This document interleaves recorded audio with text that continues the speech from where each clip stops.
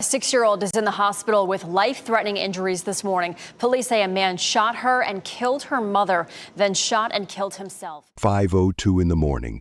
A phone lights up in the darkness. FaceTime. A mother answers, groggy, confused, and then she sees it. Blood everywhere. Just out of nowhere, he shot Zoe, and then he proceeded to shoot Kiara. In the background, something else. A sound that will haunt her forever. She was screaming to the top of her lungs. I don't want to go. I don't want to go. What happened in that house? Who pulled the trigger? And why is a 6-year-old begging for her life? By the time the sun comes up, 3 people will be dead. 2 others will be clinging to life in a hospital, and an entire community will be left asking the same question. How did no one see this coming? Because here's the thing, they did. The warning signs were everywhere. Social media posts threatening violence, arrests, restraining orders. A woman with her teeth knocked out, her nose shattered, her face unrecognizable. And yet, the man who did it walked free. Not because he escaped, not because he ran, because someone bailed him out. And that someone? The very woman he would kill less than 24 hours later. She signed the papers, she put up the money, she brought him back into her world, knowing what he was capable of, knowing what he'd already done. So why would a victim save her abuser? What kind of hold did he have on her? And what happened in those final hours that turned a quiet Saturday night into a bloodbath? Tonight, we're pulling back the curtain on one of the most devastating cases of domestic violence North Carolina has ever seen. A case where the system failed, where friends watched in horror, where a little girl paid the ultimate price. This is the story of Kiara Massenberg, her daughter Zoe Jones, and the man who destroyed them both. But before we go any further, do me a solid. Hit that subscribe button right now, smash that like, share this video because people need to hear this, and drop a comment below telling us where you're watching from today. Because what you're about to hear, it's going to shake you. Let's get into it. Before we talk about how Kiara Massenberg died, we need to talk about how she lived. Because the woman you're about to meet wasn't some statistic. She wasn't just another headline. She was real. She was loved. And to everyone who knew her, she was unforgettable. Kiara was born on June 8, 1997, right here in North Carolina. She grew up in Rocky Mount, graduated from Northern Nash High School in 2015, and had this energy about her that people couldn't ignore. You know those people who walk into a room and everything just feels lighter? That was Kiara. Her smile wasn't just bright. It was contagious, the kind that made you smile back even if you were having the worst day of your life.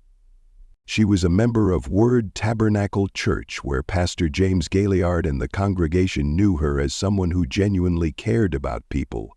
She wasn't fake. She wasn't putting on a show. Kiara was the type to check on you when you were down, to show up when nobody else did, to make you feel seen. And more than anything, Kiara was a mother. She had 2 kids, her oldest a son from a previous relationship, and then there was Zoe, 6 years old, full of life, full of joy. Zoe loved dolls. She loved dancing around the house, singing at the top of her lungs.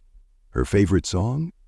Talking to the Moon by Bruno Mars. And Zoe was a fun, smart, loving, silly little girl, and you catch her dancing all the time and singing her favorite song by Bruno Mars, Talking to the Moon. And Kiara would just watch her, smiling, soaking in every second, because that's what Kiara did.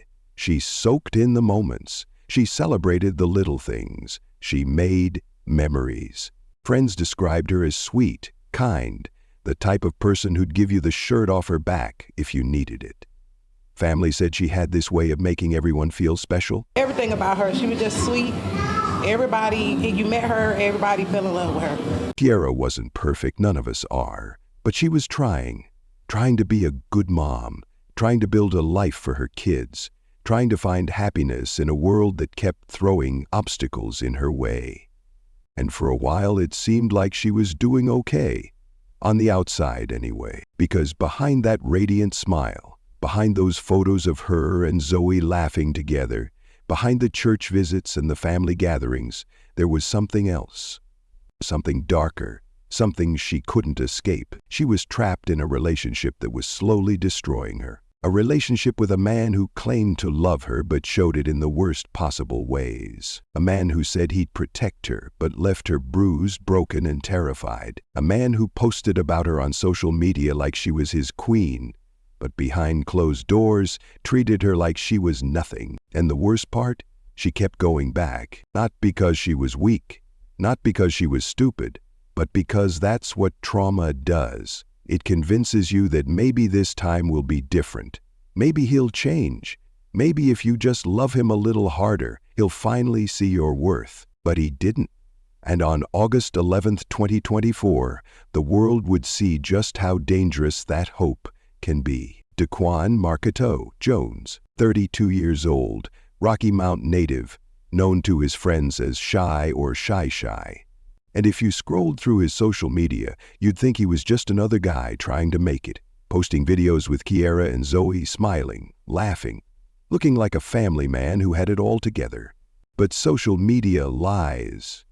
And Daquan?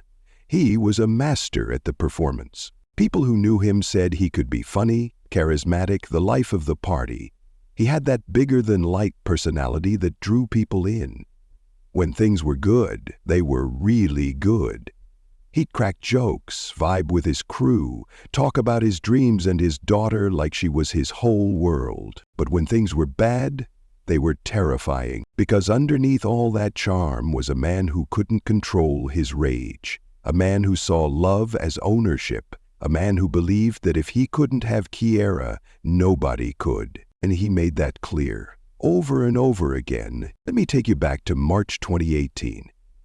Daquan posted something on Facebook that should have been a red flag, the size of a billboard. He wrote, "Imagine you doing you, then boom, I mess around and put you both in the ICU." Read that again. He's talking about putting people in the ICU, not as a joke, not as some random thought, as a threat. And people saw it, people read it, and nobody did a damn thing. Then just a few months later, in June 2018, while Kiera was 8 months pregnant with Zoe, he posted something even worse. "This relationship, it don't work. I got to unalive her." Unalive her? He's talking about killing the mother of his unborn child, publicly, on Facebook for everyone to see. And what did people do? They scrolled past it. Maybe some laughed, maybe some thought he was just venting, but nobody reported it. Nobody checked on Kiera, nobody asked if she was safe. Fast forward to 2019. Daquan's mother passed away, and by his own admission, it broke him.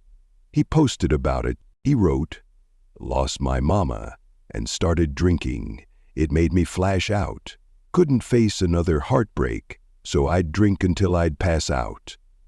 Took some time off from rapping and found myself sinking, and they wouldn't understand. Until our private life become public." He was crying out for help. And maybe, just maybe, if someone had stepped in right then, things could have been different, but they weren't. Instead, the violence got worse. In 2019, he was convicted of assault on a female and false imprisonment. Not with Kiera, this was someone else. Another woman. Another victim. The pattern was already there. Then, in November 2023, he was arrested again. This time for threatening Kiera. He told her, straight to her face, "Do you think I'm playing? I'm going to hurt you. Not I might, not I could. I'm going to hurt you. That's a promise." He spent a few hours in jail, posted bond, and walked right back into her life like nothing happened. And for a while, things probably seemed okay. He probably apologized, probably told her he was stressed, that he didn't mean it, that he loved her and Zoe more than anything. That's how it always goes. But by early July 2024, Kiera had had enough. She posted something on Facebook that suggested she was talking to someone new. She was done. She was moving on. She was finally choosing herself. And Daquan lost it. 2 days later, he posted that picture of the bullet-riddled car. The message was clear. I found him, I know who he is, and I'm coming for him. Then on July 11th, he took it even further. He commented on his own post, making sure everyone knew he wasn't joking. And I'll be down there to the ICU to finish the job if you survive. Let that sink in. He's saying he's going to shoot someone, and if they don't die, he'll go to the hospital and finish them off. This isn't a vague threat. This is a detailed plan. And what did people do? They laughed. They commented with crying, laughing emojis. They shared it like it was entertainment. Nobody, and I mean nobody, picked up the phone and called the police. Nobody warned Kira. Nobody checked on Daquan to see if he was serious. They just watched and waited. 13 days later, on July 24th, 2024, Daquan made his move. He punched Kira in the face with so much force that he knocked out several of her teeth. Her nose, shattered, fractured in multiple places. Her face was so swollen, so damaged, that she needed immediate medical attention. This wasn't a slap, this wasn't a shove, this was an assault meant to destroy her. The next day, July 25th, he was arrested and charged with felony assault inflicting serious bodily injury. Finally, he was behind bars. Finally, Kira could breathe without looking over her shoulder. She had 2 weeks. 2 weeks where she didn't have to worry about him showing up. 2 weeks where she could sleep without jumping at every sound. 2 weeks where maybe, just maybe, she could start to heal. But then, August 10th rolled around, and Daquan walked out of Edgecombe County Detention Center. 2 weeks. That's all he got for knocking out her teeth and breaking her nose. 2 weeks for a felony assault charge with a documented history of violence. But here's the part that nobody saw coming. The part that left investigators, family members, and the entire community stunned. Kira was the one who bailed him out. She put up the collateral. She signed the paperwork. She brought him back into her life, knowing full well what he was capable of. Why would she do that? Was it fear? Was it love? Was it because of Zoe? Was she being manipulated? Threatened? We'll never know. What we do know is this. Less than 24 hours after he walked out of that jail, Kiera Massenberg would be dead.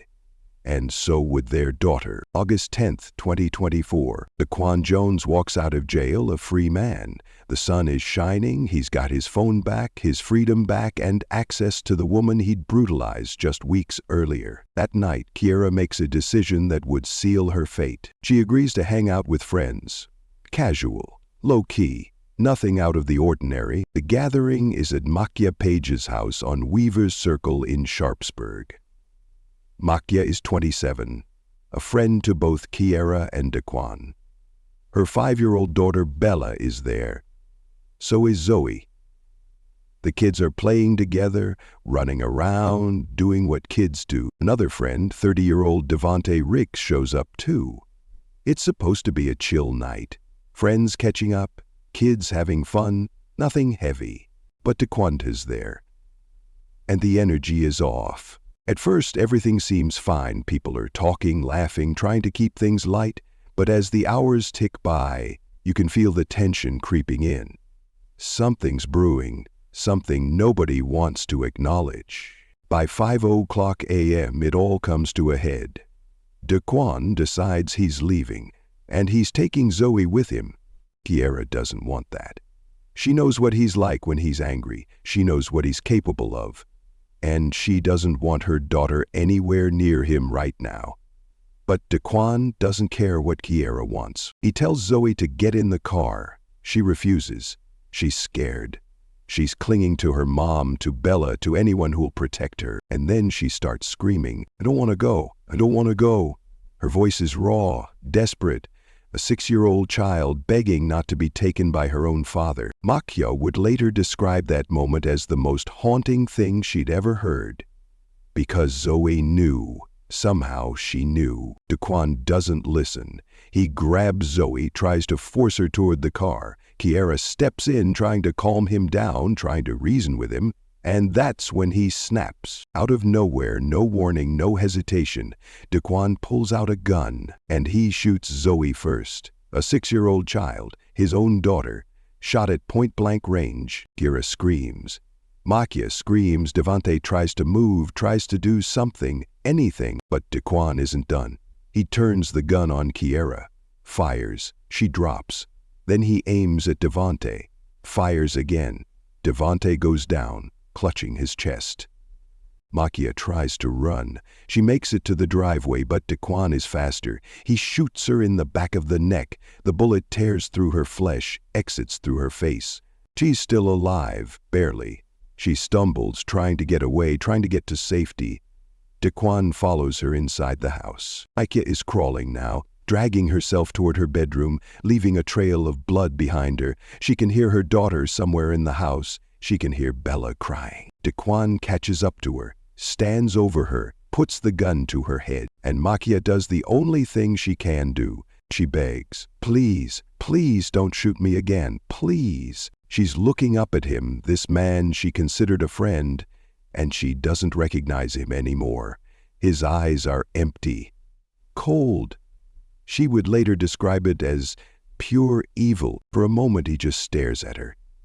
And then, for reasons nobody will ever understand, he lowers the gun. He turns, walks away.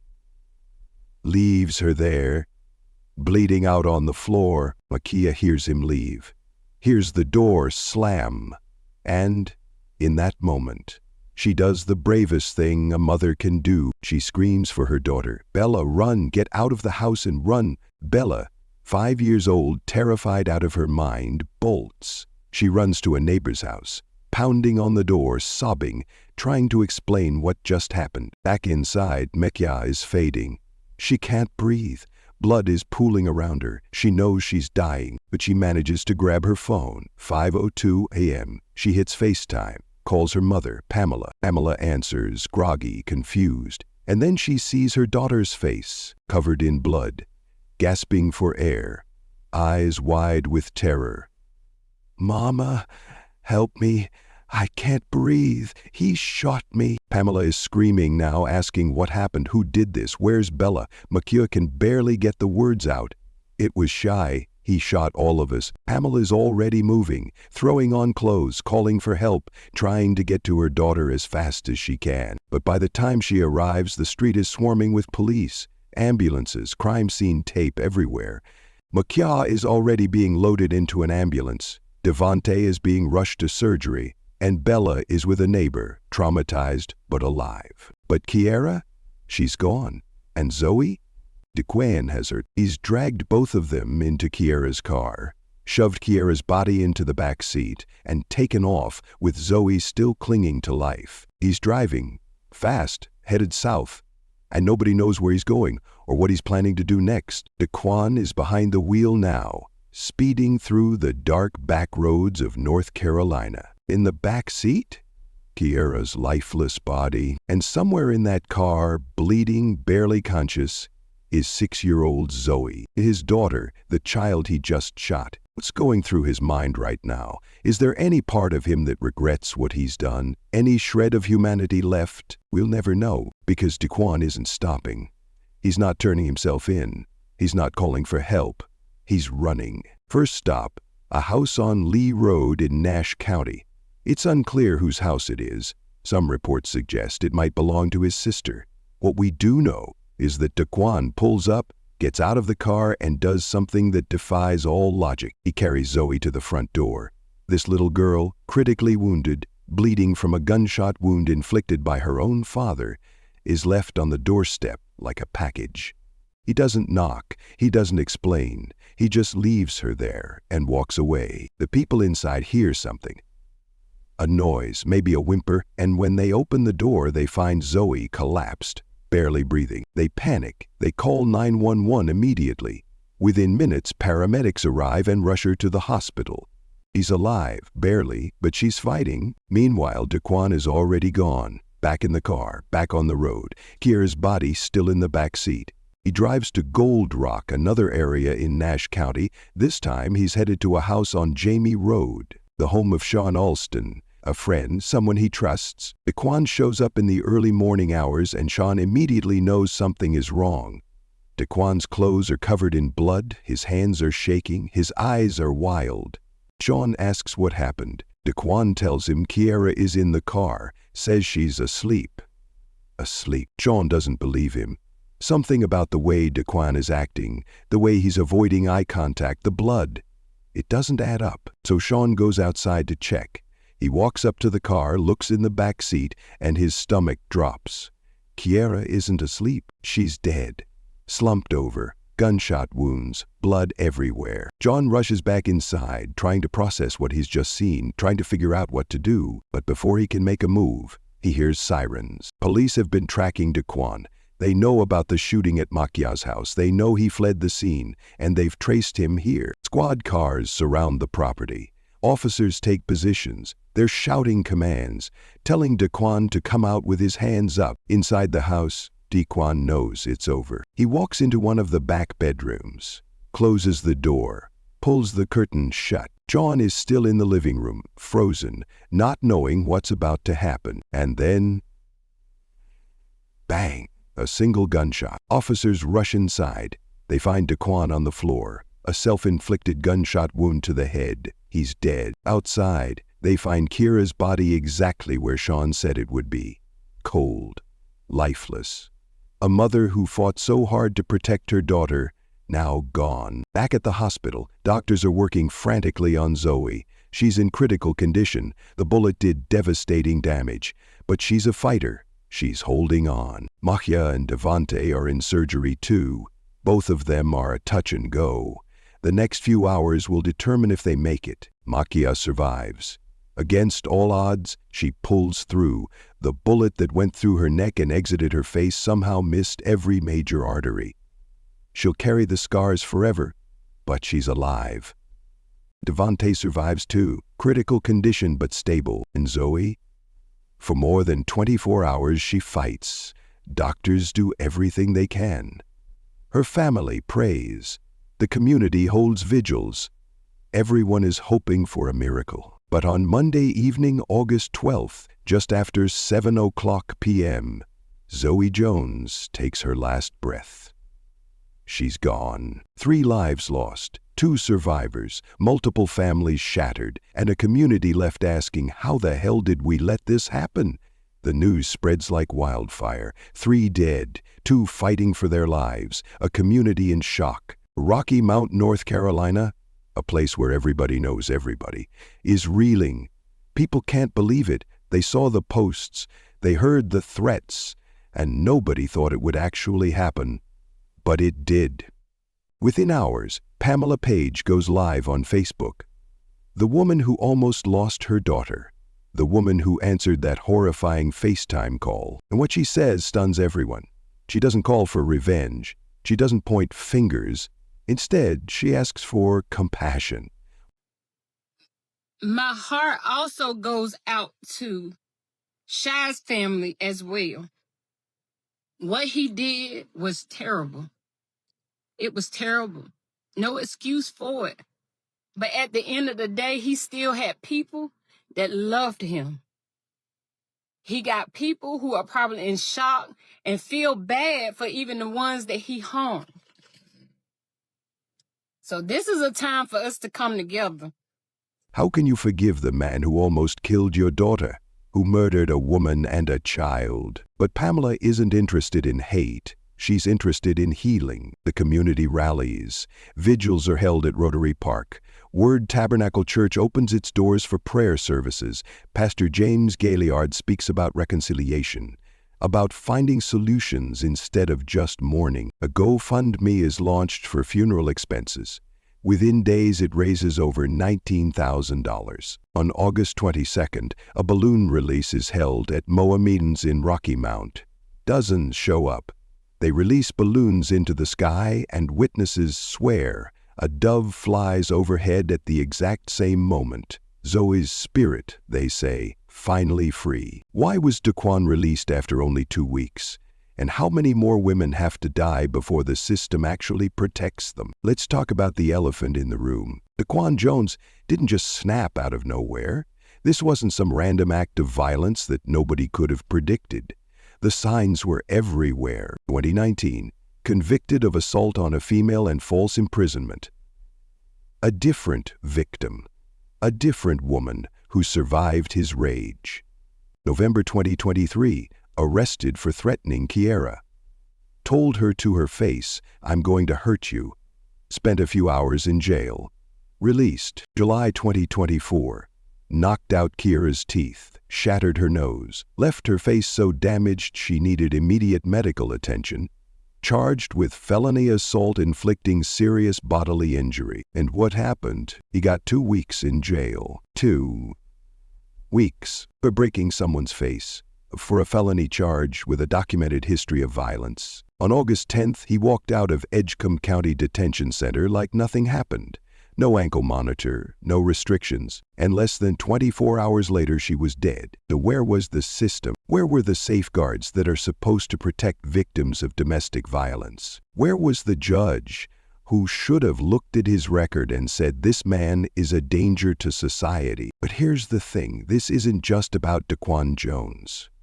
This is about a broken system that fails women every single day. Let me tell you about Christy Melvin. In 2012, Christy lost her 3-year-old son, Jesse.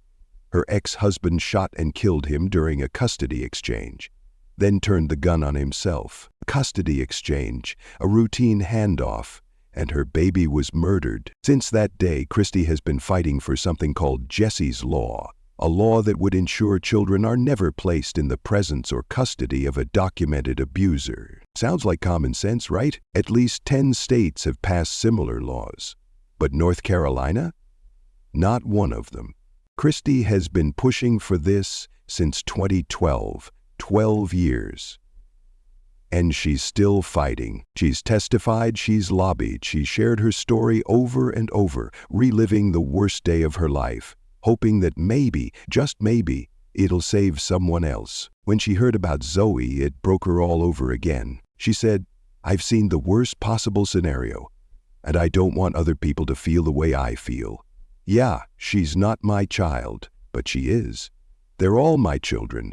This should not be happening." Christy is pushing for Jesse's Law to pass in 2025. And if it doesn't, she'll try again in 2026. And 2027, and every year after that until something changes, because she refuses to give up. Kiera's family has spoken out too. They said there were red flags everywhere.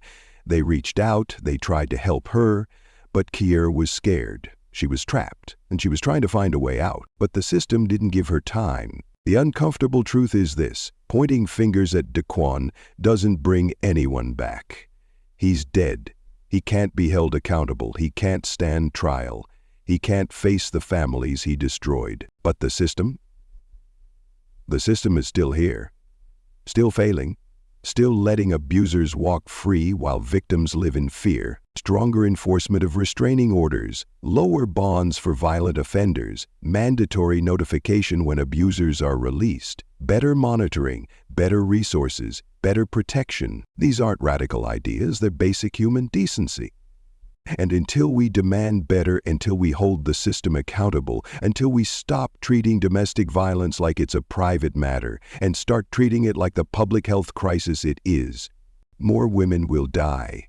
More children will lose their mothers, and more families will be left asking the same question Kiera's family is asking right now. Why didn't anyone do something? So what now? We've heard the story, we've seen the devastation, we know the system failed. But what can we actually do about it? First, stop treating violent threats like jokes. When someone posts about putting people in the ICU, about unaliving their partner, about finishing the job at the hospital, that's not venting. That's a warning. Report it. Screenshot it, send it to the police. Don't scroll past it hoping someone else will handle it. Second, check on your friends. If you see bruises, if you hear excuses, if something feels off, ask the hard questions. Don't accept "I'm fine" when you know they're not. Sometimes just knowing someone cares is enough to give a victim the courage to leave. Third, we need legislative change. Jesse's Law needs to pass in North Carolina. Victims need to be notified when their abusers are released. Bonds need to reflect the severity of the crime and the danger the person poses. This isn't complicated, it's common sense. Fourth, support organizations that help domestic violence survivors shelters, hotlines, legal aid. These resources save lives, but they're constantly underfunded and overwhelmed. And finally, talk about it. Share stories like Kiera's. Not for the shock value, but because awareness creates change. On September 28th, Pamela Page organized a walk at Martin Luther King Park. She didn't just want people to show up with words, she wanted action. In October, she held a gala, raising awareness, raising funds, keeping Kiera and Zoe's memory alive, because that's how change happens. Not through silence, not through thoughts and prayers, through action. So here's my question for you. Have you ever seen warning signs in someone's relationship and didn't know what to do? Drop your story in the comments. Let's talk about it. Let's learn from each other, because the next life saved could be someone you love. Daquan's family is grieving too. He was someone's son, someone's brother. And now they're left with shame, guilt, and questions they'll never have answers to. This story has no winners, only devastation. Makia survived, but she'll carry the trauma forever. Bella witnessed 4 people being shot. She's 5 years old. That's a weight no child should bear. Zoe will never go to prom, never graduate, never fall in love. Kiera will never see her son grow up. If you or someone you know is in an abusive relationship, please reach out. Drop a heart emoji in the comments if you're standing with survivors. Rest in peace, Kiera Massenberg. Rest in peace, Zoe Jones. Your story saves someone else's life. What do you think needs to change? Tell us in the comments. And if this moved you, share it. Awareness saves lives. Stay safe, pay attention, speak up. This is Shadows of Crime. Until next time.